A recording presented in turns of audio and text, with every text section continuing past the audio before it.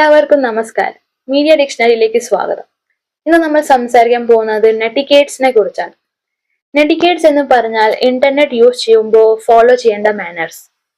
Just like നമ്മൾ real ലൈഫിൽ പൊളൈറ്റായി behave ചെയ്യുന്നു, സെയിം പോലെ ഓൺലൈനും റെസ്പെക്ട് ഉണ്ടാകണം. ഇപ്പോൾ സോഷ്യൽ മീഡിയ, വാട്സാപ്പ്, ഇമെയിൽസ് ഒക്കെ ഡെയിലി ലൈഫിൽ വളരെ ഇമ്പോർട്ടൻ്റ് ആണ്. സോ നെറ്റിക്കേറ്റ്സ് അറിഞ്ഞിരിക്കേണ്ടത് വളരെ നെസസറി ആണ്.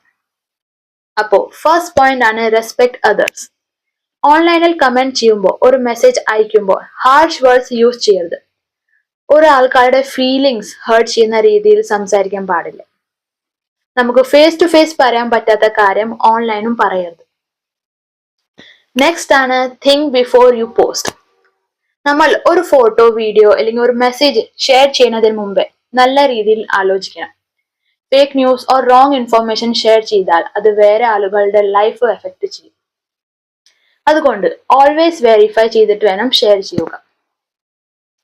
ആൻഡ് തേർഡ് പോയിന്റ് ആണ് പ്രൈവസി റെസ്പെക്ട് ചെയ്യുക.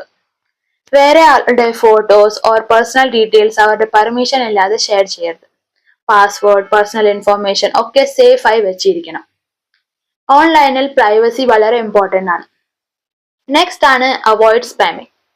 സെയിം മെസ്സേജസ് റിപ്പീറ്റഡ്ലി അയക്കുന്നത് ഓർ അൺനെസസറി ഫോർവേഡ്സ് ചെയ്യുന്നത് അത് അവോയ്ഡ് ചെയ്യണം. അത് വേറെ ആൾക്കാർക്ക് ഡിസ്റ്റർബൻസ് ഉണ്ടാക്കും. ഓൾസോ പ്രോപ്പർ ലാംഗ്വേജ് യൂസ് ചെയ്യണം. ഓൾ ക്യാപ്സിൽ ടൈപ്പ് ചെയ്യുന്നത് ഷൗട്ടിംഗ് പോലെ ഫീൽ ചെയ്യും. അതുകൊണ്ട് simple and clear language use ചെയ്യണം. ലാസ്റ്റായി പറയുമ്പോൾ നെറ്റിക്കേറ്റ്സ് ഫോളോ ചെയ്യുന്നത് നമ്മളെ ഒരു റെസ്പോൺസിബിൾ ഡിജിറ്റൽ സിറ്റിസൺ ആക്കും. ഇന്റർനെറ്റ് ഒരു പവർഫുൾ ടൂളാണ്.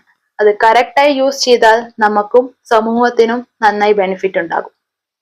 ഇതിനെക്കുറിച്ച് നിങ്ങളുടെ അഭിപ്രായം എന്താണെന്ന് തീർച്ചയായും അറിയിക്കുക.